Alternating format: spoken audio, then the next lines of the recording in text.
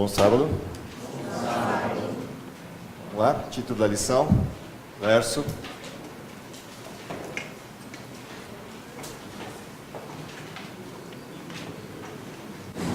Portanto, a aprovação. Bem-aventurado o homem que forte com perseverança a reinação. E depois de ter sido aprovado, receberá por glória a vida, a qual o Senhor prometeu ao seu plano. Ok, o texto. Tiago, capítulo 1, verso 12. Ok. Antes da gente continuar a estudar a lição, vamos dar uma olhadinha nos objetivos que a gente tinha para a lição dessa semana e tentar entender qual era o percurso de aprendizado que a gente tinha para essa lição. Então, o primeiro objetivo de conhecimento, o que a gente tinha que aprender? Qual era o conhecimento previsto para a lição dessa semana? Primeiro, ninguém é tão mal ao ponto de ser visto aos olhos de Deus. Segundo, Deus usa a espada de sua palavra para sofrer o cristianismo. Ok. Então, os dois objetivos de conhecimento têm a ver com a questão do pecado e do pecador. Então, ninguém é tão pecador que não possa ser salvo. Ou seja, ninguém é tão mau, ninguém tem descido tão grandemente ao pecado que Deus não possa resgatá-lo, porque o resgate do pecado vem da graça e do poder de Deus, que abarca tudo e todos. Essa é a primeira coisa a se aprender a partir do texto da lição dessa semana. A segunda coisa a se aprender é que a forma de resgate de Deus do pecado passa pela graça e por sua vontade, por sua palavra. Portanto, o resgate do pecado implica em ser, entre aspas, a metáfora, cortado, transpassado pela espada de Deus, a palavra de Deus. Ou seja, é a palavra de Deus que me convence de todo o processo de retorno, de todo o caminho de retorno, me descreve a malignidade do pecado, a história do pecado e a minha condição. Não há como reverter o processo do pecado sem a compreensão da vontade de Deus, sem entender a palavra de Deus, e a palavra de Deus passa a ser esse mecanismo disponível para livramento do poder do pecado. Tudo isso passa pela pessoa de Cristo, pelo seu sacrifício, pela sua graça, mas o mecanismo usado para esse crescimento daquele que decide sair da condição de pecado para a condição de filho de Deus, em vida entregue como filho de Deus, passa pela palavra de Deus, pelo conhecimento da palavra de Deus. O sentimento resultante de perceber essas duas coisas, de que não há tamanho pecado ou tão profundo o ser humano possa ir ao pecado, que Deus não possa resgatá-lo, e de que a palavra de Deus está disponível como resgate, qual é o sentimento que resulta disso? Nutrido amor para com Deus e sua palavra. O sentimento resultante disso é me apegar a isso. Ou seja, eu nutro amor para com Deus, porque Ele morreu por mim, Ele me salvou, e por sua palavra, porque eu sei que ela está disponível para minha continuidade no processo, para que eu não seja escravo do pecado e retorne ao mesmo caminho que estava antes. O conhecimento me liberta. O conhecimento da verdade plena liberta o ser humano. Qual é a prática? Decidir aplicar a palavra de Deus na própria vida através da leitura, memorização e uso das escrituras para combater aquelas coisas. Portanto, o resultado de quem entendeu essas coisas é se dedicar à compreensão, ao estudo da palavra de Deus e, mais do que isso, à prática dessa palavra na transformação da vida. Então, esse é o desenho da lição dessa semana. O que a gente deveria ter aprendido, sentido e praticado nessa semana passa por essas questões que estão aí. Bom, a lição tem uma estrutura, ela tem um desenho que segue os textos que a gente deveria analisar ou estudar na lição dessa semana. Então, abra a sua Bíblia, livro de Tiago, capítulo 1. Vamos começar a nossa lição por aí, resgatando um pouquinho do texto. Capítulo 1, versos 12 em diante, que é o foco de atenção nosso para a lição dessa semana. Então,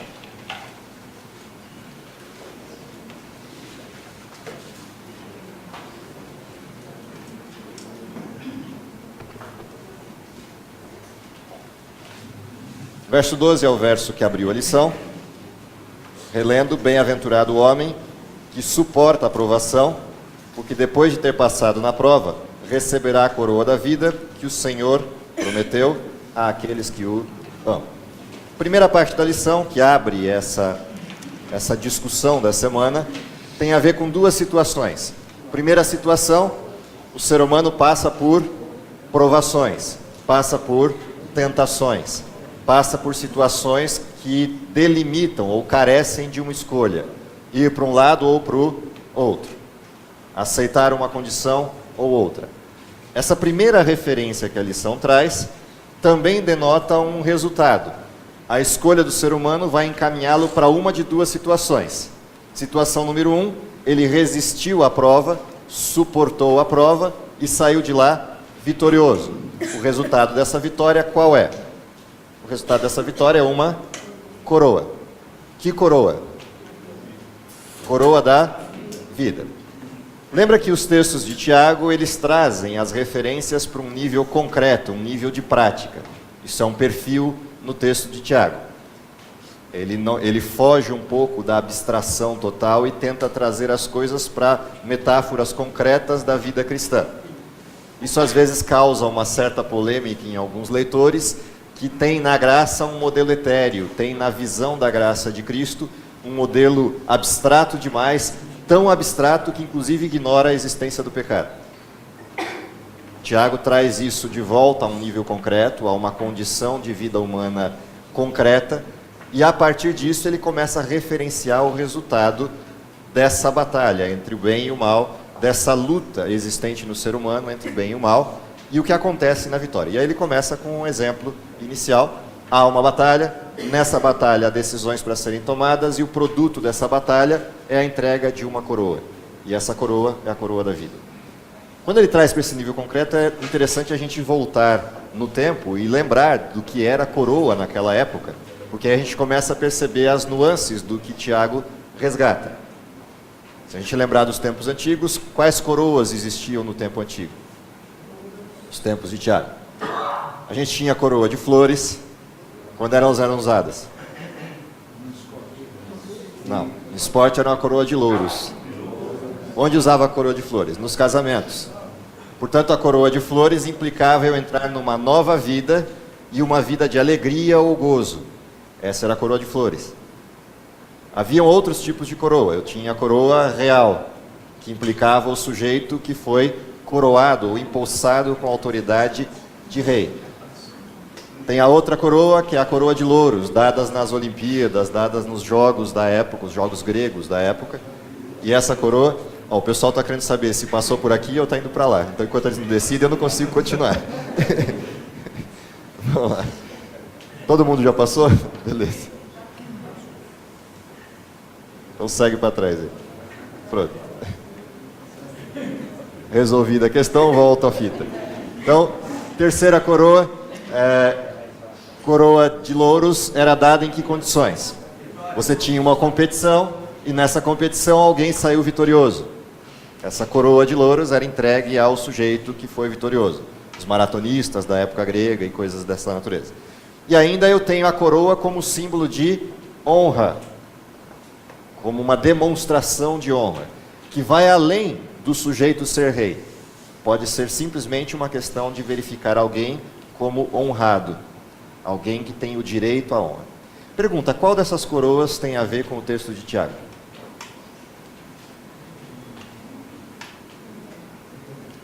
Ao mesmo tempo que nenhuma, todas. O que acontece com o sujeito que sai vitorioso à tentação ou à provação e se entrega a Deus? Ele recebe o quê? Coroa da vida. Portanto, ele sai da morte para a vida. E que tipo de vida? Vida eterna. Que tipo de vida eterna? Presa, triste, na tirania de Deus, como descreve Lúcifer, ou plena de alegria, plena de gozo? Lembra quando eu termino a história bíblica, a frase de término da história bíblica é: entra no gozo do teu Senhor. A primeira coroa, que o esposo entrega a sua esposa, Cristo, ao seu povo. Essa mesma história passa por uma outra coroa. Somos sacerdócio real, povo santo de Deus, escolhidos de Deus, para reinar com Ele pelos séculos dos séculos. Que coroa é essa? A coroa do rei, a coroa de reinado. A ponto de Deus descer a cidade santa para cá e mudar o céu de onde está para cá, os últimos 2 textos de Apocalipse. Qual é a próxima coroa? Os louros da vitória. Lembram do texto de Paulo? Combati o bom combate, acabei a carreira, guardei a fé. Como termina esse texto? Desde agora, a coroa da justiça me está guardada, a qual o justo juiz me dará. Então, qual é essa coroa que Paulo resgata? Do combater o bom combate. Os louros da vitória. E a última coroa é a coroa de honra. Em que isso implica e que relação isso tem com aquele que vence a provação ou aquele que suporta a tentação? De que maneira essa coroa se apresenta? Todo aquele que testemunha a Deus, todo aquele que serve a Cristo e testemunha o caráter de amor de Deus, aquele que me honrar, eu o honrarei. Portanto, não importa qual das coroas você olhe, todas elas estão relacionadas com a salvação. O curioso é que ao mesmo tempo nenhuma delas, porque a coroa prometida por Deus vai além disso. Vai no contexto da vida eterna, que é algo muito mais amplo do que qualquer demonstração que eu pudesse fazer dessas metáforas humanas. Portanto, a primeira referência que a gente abre o texto de estudo dessa semana é entender que há um conflito a ser suportado, há uma situação de batalha a ser vivenciada, porém há um resultado já conquistado e disponível a todo aquele que crê, a todo aquele que suporta, a todo aquele que aceita Deus como seu Senhor. E se Deus prometeu, Deus cumpre, porque Deus ama. Diga. Para se obter essas coroas todas, falta uma coisa só: Diga. Coroa de espinhos. Que é sofrimento para a natureza humana, que não é moleza. Maravilha, então vamos pegar essa coroa e é o resto da lição. Os próximos versos da lição descrevem a tal coroa. Escutaram o que ele falou? Para se obter a coroa, as coroas descritas na primeira parte do estudo, eu tenho que passar por uma outra coroa, a coroa de espinhos. Tenho? Essa é a primeira pergunta. Não. Quem suportou a coroa de espinhos?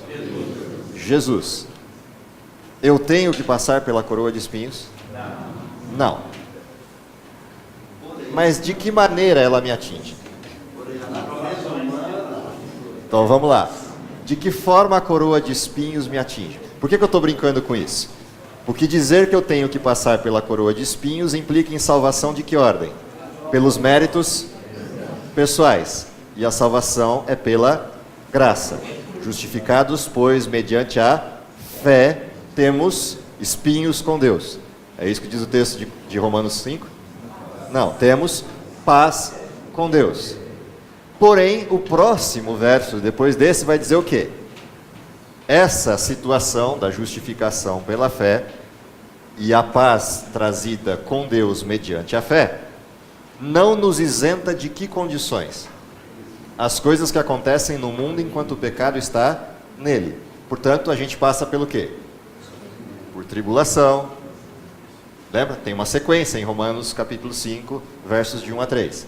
E essa sequência que Romanos descreve vai pontuar que mesmo a gente vivendo em paz com Deus, não tendo que trazer para nossa cabeça a coroa de espinhos, as aflições do mundo de pecado nos pegarão na curva. Estamos num mundo que vive a contingência do pecado, as mazelas do pecado. Portanto, no mundo tereis aflições. Tem de bom ânimo, eu venci o mundo. Pai, não te peço que os tires do mundo, mas que os livres do mal. Portanto, a condição de quem vive entregue a Deus no mundo é uma condição de batalha. Porém, a vitória dessa batalha está em Cristo, não em nós. Está na entrega do coração a Cristo e não em nossa competência, ou em nossa capacidade, ou em nossos sacrifícios, ou em nossos pagamentos possíveis pessoais. Não, a gente não tem nada a ofertar a Deus que pudesse justificar o amor de Deus para conosco. Nós só temos pecado a ofertar a Deus. O que Deus nos oferta é a graça para nos libertar do pecado e a partir disso viver uma vida em novidade de modelo, em mudança de condição, a partir da graça e do poder de Deus. Diga. Seguindo a pergunta dele, da coroa de espinho, que conotação ou classificação os romanos deram a colocar essa coroa de Jesus? Desculpa, eu não entendi. A segunda parte da pergunta eu não escutei. Que conotação ou classificação os judeus dos romanos Os romanos deram a colocar essa coroa em Jesus? de espinhos? Ok. Jesus era tido pela profecia e pela fala dos que lhe seguiam como o quê? O Messias, o ungido, o rei dos judeus. Desde o nascimento, quando os magos vieram do Oriente, a primeira pergunta que eles fazem em Jerusalém qual é? Aonde haveria de nascer aquele que será o futuro rei dos judeus? O príncipe ungido, o ungido de Deus. Essa era a pergunta dos magos, quando vieram visitá-lo vindo do Oriente. Esse boato e essa alcunha a Cristo segue a vida inteira dele. Jesus, o rei dos judeus. No alto da cruz, você vai ter uma plaquinha de zombaria escrito o quê?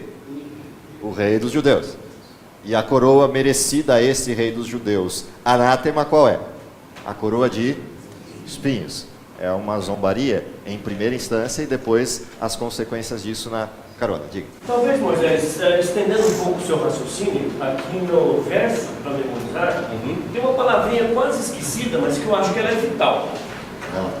Todo mundo da nossa sociedade, da igreja, fora da igreja, suporta a provação. A diferença que talvez seja essa coroa é a tal da perseverança. Para Deus não importa, Ele não quer que você suporte a provação. Isso não importa para Ele, porque todo mundo tem que suportar a provação, porque estamos num mundo de pecado, um mundo apodrecido, e provação para todo mundo. Mas Ele diz ali, com perseverança. Esse advérbio aí, perseverantemente, faz toda a diferença, porque você tem que decidir, você tem que aceitar, você tem que encarar, e você tem que dizer assim, vou colocar essa coroa e vou suportar. Então eu acho que isso está bem esquecido, bem no cantinho ali, mas que pode ser vital para essa compreensão que você está colocando aí. Já que você falou disso, o verso 13 é a palavra. O verso 13 é exatamente o conceito da palavra perseverança. Certo. Okay? Já que você tocou na veia, então vamos nela. Verso 13. Ninguém... Oi, desculpa. Ainda ficando um pouquinho na coroa dos espinhos, eles estavam falando que a minha perseverança, eu devo perseverar, bom, eu decidi, e agora você posto na haste para ser queimado, né? Então, diz a história que eles cantaram na fogueira. Diz que Estevão viu o céu aberto. De Jesus não se fala se ele gritou, se ele gemia, que barulho ele fez, não se fala nada. Não, fala o que ele falou. Jesus fala o que ele falou. Então. Agora a minha pergunta é assim, será que nós vamos sentir, gente, a gente queima o dedinho assim no fogo vindo, será que a pessoa vai sentir aquele fogo todo? Vamos de novo. Se eu olhar todas as histórias dos mártires que estão relatadas, lembra que a gente só tem as histórias dos mártires que a gente conhece de relatos. Todas as histórias de relato de mártires que a gente tem ao longo da história relatam que o sofrimento termina quando? O sofrimento físico termina quando? Não. Todos os relatos de mártires que você procurar na história, o sofrimento físico do mártir termina exatamente no momento em que ele decidiu continuar. Perseverança. Ali acabou o sofrimento dele. Por quê? A partir dali só sobra o testemunho. E o testemunho não está misturado com o sofrimento. Por isso que eu fiz a brincadeira da coroa de espinhos. Eu carrego a coroa de espinhos no sentido do embate do pecado, enquanto eu estou no processo de decisão sobre isso. Quando eu cheguei no fim dessa história, não há razão alguma para eu continuar carregando. Lembra, quando é que acaba o sofrimento físico de Cristo e começa o sofrimento espiritual de Cristo numa outra dimensão? No Getsemane.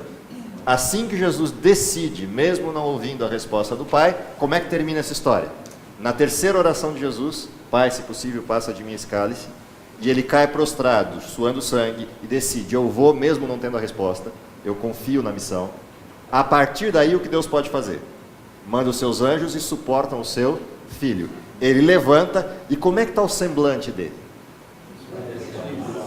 O semblante dele está desfigurado, a ponto de as pessoas olharem e se apavorarem com o que vem. Mas como é que está o olhar dele? Sereno, em paz.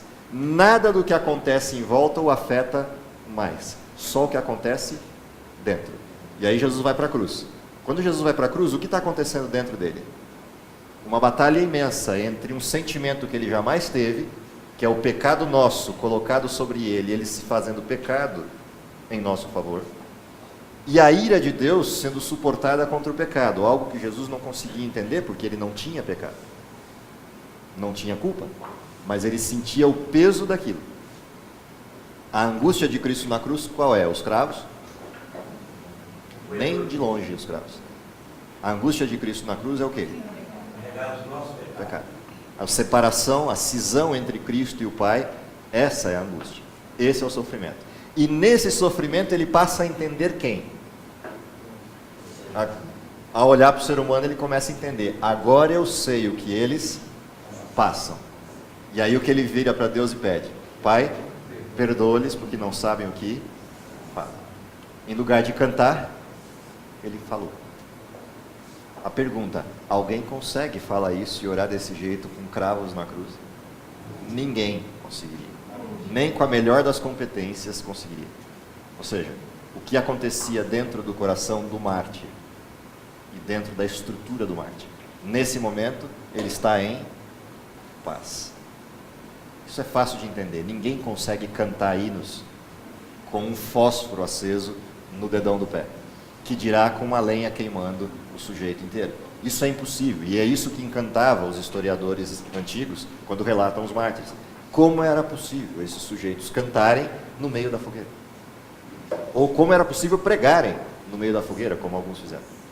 Não tem como. Isso não é humano. Não tem como. Isso é cruel, cara.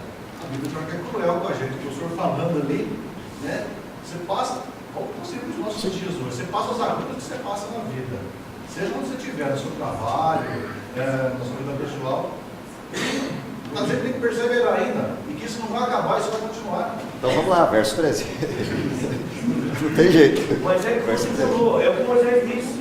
Depois, o processo é difícil enquanto você está no processo de decisão. Sim. Depois que decidiu. Quando você decide, por exemplo, eu repito a ilustração dele. Jesus passou por todo esse processo, se desfigurou, sentiu, mas estava em paz. Essa dualidade. É isso, quando a gente chega no limite, igual a gente diz que você diz, como é que pode, numa maneira, jamais, isso aí é uma maldade. Mas a hora que você passa desse limite, você fica em paz. E essa paz a gente não sabe a menos que a gente viva. É por isso que tem tanto cristão no limite. Porque ele fica imaginando que depois a dor vai aumentar, quando na realidade ele vai receber paz. Exatamente. O limite é um problema sério na vida do cristão. A hora que ele passa para lá é o tal da decisão, da conversão. Qual é o pior lugar que um cristão pode ficar? Em cima do muro. É o pior lugar que você pode ficar, porque o maior sofrimento que existe está onde? Em cima do muro. Não existe, entre aspas, o que eu vou falar, tá? Entre milhares de aspas, não existe sofrimento do lado de baixo do muro do mal. Como não existe sofrimento pleno, no sentido pleno da palavra, do lado pleno do bem. Aonde existe o maior sofrimento? Em cima do muro. Por quê? Eu estou vivendo o equilíbrio de cair para um lado ou por outro, angustiado por cair para um lado ou para o outro e sofrendo todas as agruras de ser alvo dos dois lados. É o tal de Rainha Esther. Ela chegou e falou assim, se eu morrer, eu morri. Acabou. Ou Paulo, para mim o viver é Cristo e o morrer é lucro. Por que o morrer é lucro? Se morrer, que sofrimento acaba? O de circunstância, o que eu assisto ao meu redor. Esse acaba. Mesma coisa, na fornalha. Pode botar o fogo 7 vezes mais, não precisa nem tocar a música de novo, joga a gente direto. Nós não vamos agir dela. Os 3 garotos na fornalha, mesmo exemplo. Ou seja, a decisão é o problema. Por isso a perseverança.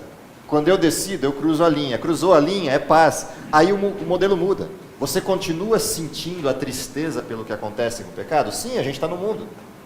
Mas apesar da tristeza, o que você tem no coração? Paz. Porque o que é que produz essa paz? Lembra? A tribulação, a perseverança, a paz, o amor e a esperança. Terminamos a regrinha de Romanos capítulo 5, versos 1 a 3.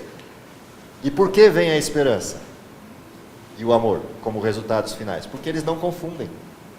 Você passa a ver o mundo e a história por outra perspectiva, e isso não nos confunde mais.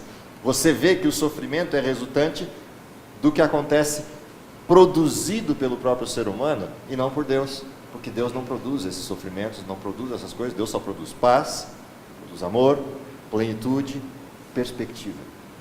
Isso muda, eu sei, eu entendi a provocação. As fechadas continuam vivas, mas você está com o antídoto. Sim, estou com a armadura. Essa mesma regra. Tá? Deixa eu só ir na ordem aqui e depois ali. Imaginemos, vamos inverter a coisa. Se Cristo viesse e dissesse, quem me seguir vai ter a felicidade, a alegria, paz, riquezas, tudo que o mundo... Pé de coelho. Hã? Se Jesus fosse um pé de coelho que funcionasse. Você já imaginou? Ser cristão é convidar para uma luta constante. Ser cristão é convidar para uma batalha. Guarda isso aqui e depois a gente vai para o produto dessa batalha. Aí a gente vai entender por quê. Quem tinha levantado a mão aqui?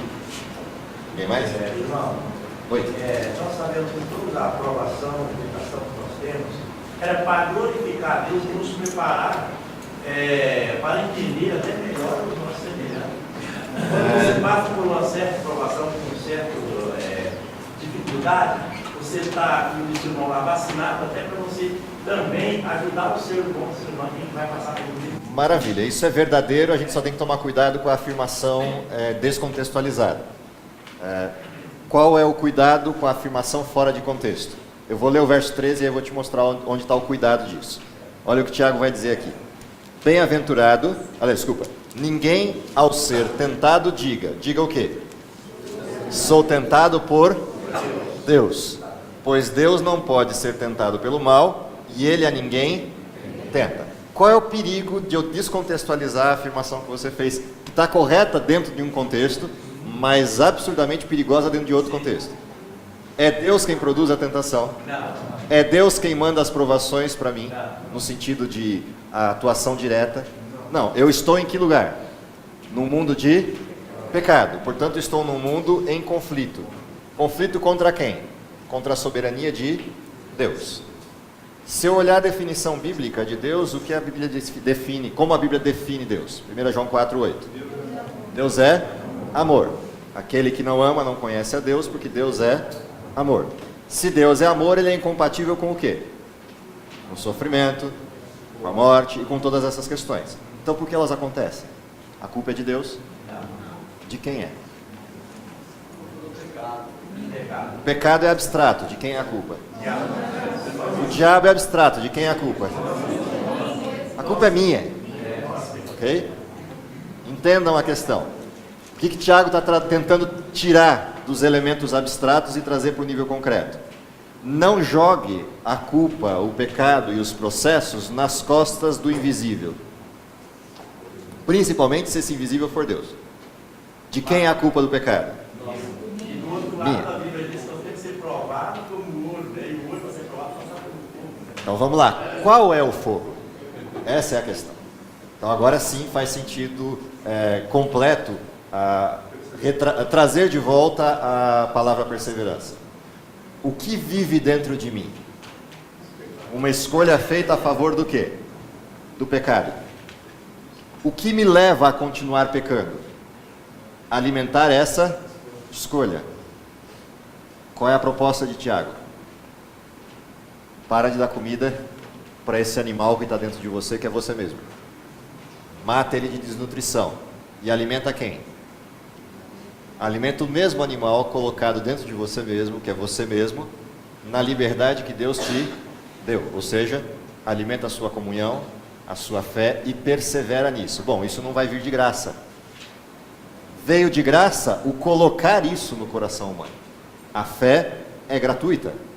A fé é um dom.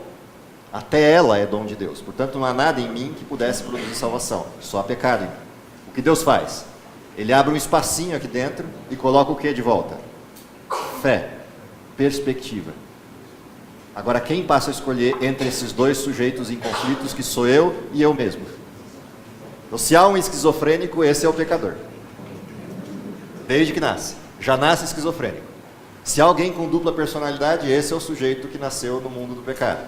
Porque todo sujeito que nasce no mundo do pecado, nasce esquizofrênico, nasce com dupla personalidade. É parte da criação no mundo do pecado. Por que isso? Deus me dá que condição em vendo que há essas duas estruturas aqui? Escolher uma ou outra. Portanto, em que eu devo perseverar? Alimentar uma em detrimento da outra. E nunca culpar Deus pela minha tentação, porque a minha tentação vem de onde? De mim mesmo. Ou seja, Satanás encontra ganchos em mim mesmo, pelos quais ele pode me puxar para ele. E Deus deixou ganchos em mim mesmo, pelos quais o Espírito Santo pode me puxar para onde? Para ele. Por isso o Espírito Santo, enquanto missão, tem que desenho? Convencerá o mundo do seu pecado, também da justiça e, consequentemente, do juízo. Para quê? Só para me martirizar e eu viver martirizado no pecado, martirizado pela minha culpa? Não. Me convencerá disso para eu fazer o quê? A escolha necessária. Decidir. E ao decidir eu vou para onde? Vou para Deus. Isso é o suportar, isso é a perseverança, esse é o processo do embate. Enquanto eu não decido, o que persiste? Conflito de forma alargada, de forma ampla, de forma grande. Então, não decidir é a pior viagem, porque o conflito se intensifica. Se eu decido para um lado ou decido para o outro, o que ocorre? O conflito, em tese, naquele momento, dá uma paradinha. Dá uma paradinha porque eu decido o muro, para um lado ou para o outro. O que dá mais assim, esperança é pensar o seguinte: quanto mais eu escolho a Cristo, mais fácil vai ficar o meu caminho. De novo, a afirmação fora do contexto gera um problema. Sim. Quanto mais eu escolho Cristo, menos força e lugar para pendurar as tralhas Satanás tem em mim. Isso é verdade. Mas não necessariamente mais fácil fica o meu caminho no sentido da facilidade externa. A facilidade interna é verdadeira. A externa não. Sim. Eu só estou ampliando para não ficar a dúvida. Ou seja, mais paz, mais facilidade, Vamos de novo. Todas essas coisas têm que ser compreendidas à luz do quê? Estamos num mundo que é de Deus ou um mundo em conflito? Em conflito. Quanto mais luz eu tenho, o que trevas quer fazer? Apagar. Portanto, quanto mais perto de Deus eu estou, mais eu trago o que ao meu redor? Gente querendo me derrubar. Quando eu falo gente, é de todas as ordens. Satanás, seus anjos, pessoas, etc. Ou seja, a situação de viver luz no mundo, em trevas, implica em quem está em trevas não suportar a luz. Portanto, vai tentar fazer o quê? Abafar a luz. Então, essa facilidade, ela é aqui dentro. Ou seja, eu tenho paz com Deus. Mas Deus não prometeu facilidade do lado de fora.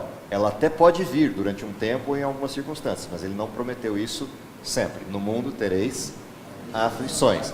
Tem de bom ânimo, eu venci o mundo. Ou seja, confia que a despeito do que está acontecendo em volta, aqui dentro está tudo em ordem. mas a perseverança, ela tendência é aumentar. Sim, isso aqui dentro vai aumentando de tamanho a ponto do quê? De eu ter cada vez mais paz, cada vez mais tranquilidade, cada vez mais discernimento e resistência. Sim, isso é fato, mas não vai diminuir o que está do lado de fora. Por quê? Às vezes as pessoas cometem uma confusão de achar que a paz é do lado de fora. Ou seja, quanto mais perto de Deus, melhor as coisas vão ser. Eu vou ganhar dinheiro, eu não vou ter problemas de doença, não vai ter morte na família, não vai acontecer nada de mal comigo, o mal não cola em mim, entre aspas, usando termos externos ao modelo religioso. Não, não é isso que Deus prometeu. Deus prometeu a despeito de tudo o que aconteceu ao redor de você, 1000 cairão ao teu lado, 10.000 à tua direita, tu não serás atingido. Então, o que Deus prometeu foi isso. Ou seja, aqui dentro ninguém mexe mais, só Deus. Agora, do lado de fora, na carcaça ou qualquer outra coisa da circunstância, pode mexer à vontade. Isso não atinge a minha paz. É essa a promessa de Deus. Por quê? Deus não está focado na vida nesse mundo. Está focado na vida eterna. A vida nesse mundo é uma contingência para salvar pessoas. Então ele vai me usar da forma como eu me entreguei para ele, naquilo que for melhor para a salvação dos outros e a minha. Independente se isso implique tranquilidade ou sofrimento. O que ele prometeu foi paz e vida eterna. Agora é impossível vencer sem comunhão com Deus. Não tem como. Todo poder e força vem dele, portanto sem comunhão não há vitória. Tanto que a gente vê através da Escritura que a vitória, por exemplo, de Elias, de Enoque, foi a comunhão com Deus. A vitória que Jesus teve foi a comunhão com o Pai. Paulo não sofreu nada, né? Paulo é um sujeito exemplo de quem viveu com Deus e nunca sofreu nada. É isso? O que ele relata, sem medo de ser feliz? Todo tipo de açoite que você imaginar eu sofri. Todo tipo de prisão que você imaginar eu passei. Todo tipo de pressão que você imaginar eu sofri. Todo tipo de doença que você imaginar eu passei. Todo tipo de... Oi? Naufrágio eu passei. Não uma vez só. Então todas as condições externas que podiam afetar Paulo, afetaram. Porém ele diz o quê? Estou em paz. Isso Deus prometeu. E aí com isso ele incentiva as pessoas. Combati o bom combate, acabei a carreira, guardei a fé. Desde agora a coroa da justiça me está guardada. Lembra que ele está dizendo isso um pouquinho antes de passar a espada no pescoço. Esse é Paulo. Como é que esse texto continua? Então, uma vez que eu perceba que a tentação não vem de Deus, ela vem de algo que está em mim e que eu devo fortalecer a minha comunhão com Deus para que esse algo que está em mim não me pegue, qual é o próximo verso? Cada um, porém, é tentado quando o quê? O que diz aí? Atraído e engodado. Quando é atraído e engodado pelo quê? Pela sua própria concupiscência, ou cobiça, ou mau desejo. Portanto, o que é que Satanás usa em mim para me levar para o pecado? Aquilo que está em mim mesmo. Lembram de Eva? Olha a frase de Eva, a frase de descrição de Eva para o momento do pecado. Qual é? A árvore era o quê? O que era a árvore? Agradável aos olhos, boa para si comer e desejável para dar entendimento. Que entendimento? Ser igual a Deus, conhecendo bem e o mal, como se isso fosse verdade. Deus não conhece o mal, e é o que a gente acabou de ler em Tiago. O mal não tem nada em Deus, portanto, não há o ser igual a Deus conhecendo bem e o mal. Quem era o Deus que eu me tornaria igual comendo da árvore? Que conhece o bem e o mal? Lúcifer. Esse sim conhece o bem e o mal. Portanto, o que Lúcifer produziu em Eva? O desejo de ser igual a Deus, mas ele não contou que o Deus era ele. Por isso engodo, por isso engano. E assim ele tem feito até hoje. Portanto, onde ele faz despertar o pecado? Nos nossos próprios desejos pecaminosos. Portanto, o que eu preciso fazer? Correr para Deus, para em Deus estar afastado do quê? Disso. Em Deus estar afastado dessas condições, dessa situação. Em acontecendo isso, próximo verso, que diz lá: depois, havendo esse desejo concebido, dá luz ao pecado. E o pecado, sendo consumado, gera a morte. Se eu não me aprofundo no relacionamento com Deus e vou permitindo crescer o desejo, ele vira o quê? Ato. E virando ato, produz o quê? Morte. Quando foi pecado? Quando foi pecado? Quando eu fui tentado? Não. Quando foi pecado? Vou voltar à palavra que o Valdecir levantou. Quando é que se tornou pecado? Quando eu perseverei no lado oposto. A mesma perseverança que vale para um lado, vale para o outro. Ao desejo. Portanto, no momento em que eu concedi espaço ao desejo na minha mente, ali se tornou pecado. Lembram de Jesus? Sermão da Montanha? Depois que Jesus passa as bem-aventuranças, descreve que ele não veio abolir a lei, versos 17 a 20 de Mateus capítulo 5, aí ele parte para o exemplo. Qual é o exemplo? Ouviste o que foi dito aos antigos, não matarás. Eu, porém, vos digo, qualquer que odiar o seu irmão, zombar dele, chamá-lo raca, qualquer que tiver intenções contra ele, esse sujeito já pecou, na mesma dimensão do não matarás. Ouviste o que foi dito aos antigos, não adulterarás. Eu, porém, vos digo que qualquer que olhar para uma mulher com intenções impuras, no seu coração já adulterou com ela. Portanto, onde o pecado acontece? Em que lugar o pecado acontece? Aqui. Quando eu permito, lembra, não sei se o Valdecir vai lembrar, não lembro se é Agostinho que falava isso, ou um desses grandes da patrística, eu posso permitir que os passarinhos, Lutero falava, eu posso permitir que os passarinhos voem sobre a minha cabeça, mas permitir que eles façam ninho aqui é uma escolha minha. Voar pela minha cabeça não é pecado, mas sentar e fazer ninho se torna pecado. Então esse desenho de pecado na mente e não nos atos é o que Tiago traz à tona. Ou seja, onde é concebido o pecado? Na minha cobiça, na minha mente. Agora, se eu permitir que ele nasça, ele vira o quê? Ato. E aí ele produz morte. Para quem? Para mim e para os outros. Porque eu permiti que o pecado virasse ações. Portanto, alimentar a comunhão com Deus é alimentar o processo de que o pecado não faça ninho na minha mente. Manter a mente pura, distante do pecado. São Francisco, depois... Sim, o professor, fala assim, verdadeira religião é de dentro para fora, não de fora para dentro.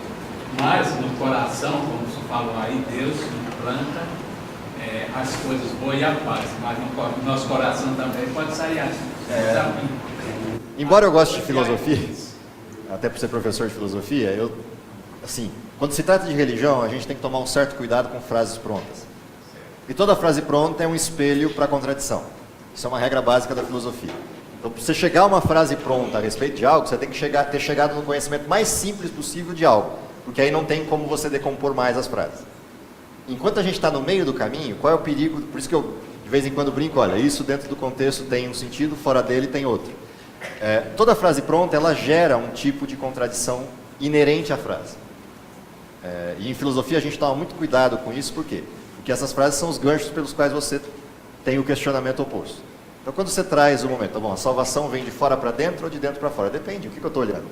Eu estou olhando a graça, ela é de fora para dentro. Eu estou olhando a fé e a perseverança, ela é de dentro para fora. Mas ela só é de dentro para fora depois que a graça já instalou. Então assim, a frase pronta ela tem um nó. Eu não consigo fechar um lado ou outro dessa válvula. Então eu prefiro olhar de um outro jeito, essa mesma abordagem. Mas no coração está armazenado dois, pode sair o bem, pode sair o mal. Pode sair o bem ou o mal a partir do quê? Da minha escolha. Que está onde? Aqui dentro também. Portanto, qualquer afirmação que eu fizer dessa natureza gera o quê? Uma contradição inerente. Seja pela salvação pelas obras, ou pela fé barata, pela graça barata, que não mexe com a competência. Então assim, eu tenho um certo receio com essas frases absolutistas por conta disso, porque elas sempre geram um elemento contraditório. Quando Deus faz frases absolutas, Ele faz no elemento mais simples possível. E aí quando Ele faz no elemento mais simples possível, você pode tentar torcer por todos os lados, você não consegue. Então assim, de onde vem a salvação?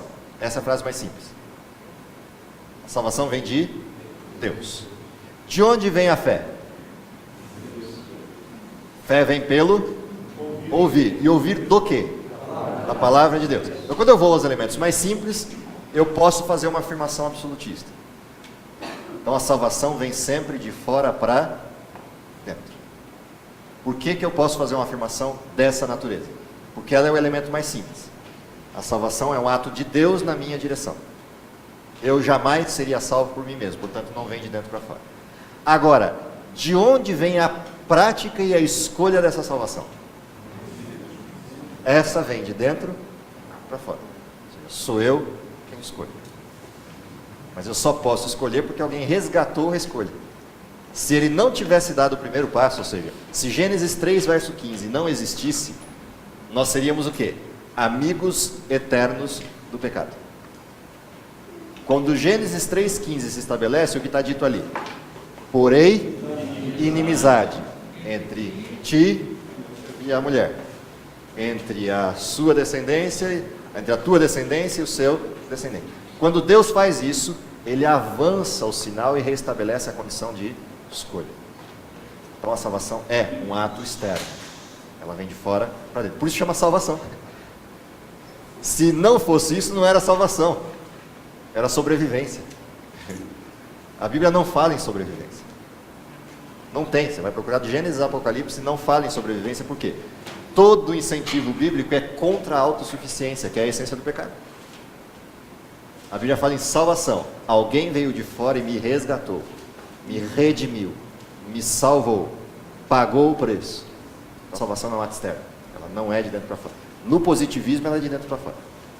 Essa é a forma de Satanás. Você pode, você dá conta, você pode pagar, você faz sacrifícios e paga. Isso vem desde o paganismo antigo como regra e passa, curiosamente, por dentro do cristianismo também, em todas as suas dimensões. Não importa se cristãos evangélicos, protestantes, católicos, não importa qual modelo, essa percepção de fazer algo por mim mesmo para ser salvo passa por todo mundo. Essa é a tentação de Satanás. Achar que eu posso me salvar sem Deus. Esse é o primeiro passo para a queda. O próximo passo depois disso é o buraco completo. Então, assim, por isso que eu só estou revitalizando a questão da frase, porque toda frase absoluta, descontextualizada, gera um problema maior do que o que a frase mesmo quer dizer. Bom, mas o texto não para aí, vamos tentar terminar. Paramos no verso 15, é isso? Então vamos lá. Depois, não, isso aqui a gente já leu. Verso 16. Não vos enganeis, meus amados irmãos. Bom, isso é uma advertência. Se é uma advertência, significa que o engano está disponível. E eu posso correr esse risco. É curioso porque Jesus também usava isso nos sermões dele. Cuidado, ninguém vos engane, surgirão falsos profetas, falsos cristos, alguns dizendo em meu nome e coisas e vai por aí fora. Tiago faz a mesma coisa. Qual é o engano? Toda boa dádiva e todo dom perfeito vem de onde? É lá do alto, descendo do Pai das luzes, em quem não há mudança nem sombra de variação. Como é que a lição termina então? Qual é a perspectiva? Primeiro, salvação é um dom disponível. Para quem? Todos. Todos quem? Todo aquele que crê. Primeira condição. Segundo, essa salvação é dom perfeito. Não é qualquer dom. É um dom, é uma dádiva, é um presente, mas é perfeito. Portanto, qualquer modelo desvirtuado que aconteça dela não é culpa de quem? De quem deu o presente, porque o presente era perfeito. Mas era perfeito por quanto tempo? O que diz o texto? Como é que termina o texto do verso 17? Em Deus não há o quê? Mudança, nem sombra de variação. Por quanto tempo o dom é perfeito?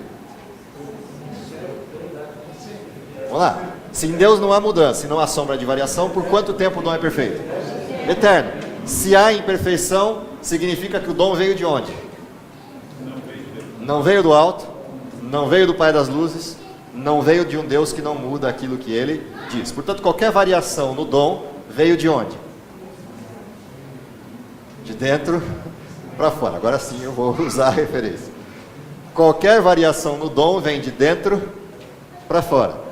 Se fosse usar o modelo bíblico, de baixo para cima. Quando eu olho, todo dom perfeito vem de Deus, toda boa dádiva, todo dom perfeito procede do céu, e em Deus não há mudança, não há sombra de variação. Tudo que vier de imperfeição aconteceu por decisão humana, fora de Deus. Bom, o que isso implica? Qual é a implicação disso naquilo que eram os objetivos nossos da lição? Então, voltando ao temário da lição, qual era o nosso primeiro objetivo na lição? Só para a gente fechar por aí. Qual era o primeiro objetivo? Qual o primeiro aprendizado? Ninguém é tão mal a ponto do quê? De ser incorrigível. Por que que ninguém é tão mal a ponto de ser incorrigível? Porque a salvação vem de dentro para fora ou de fora para dentro? Se vem de fora para dentro e Deus é perfeito, há alguém que Deus não pudesse salvar? Não. Exceto aquele que não queira. Porque Deus não ultrapassa o livre-arbítrio.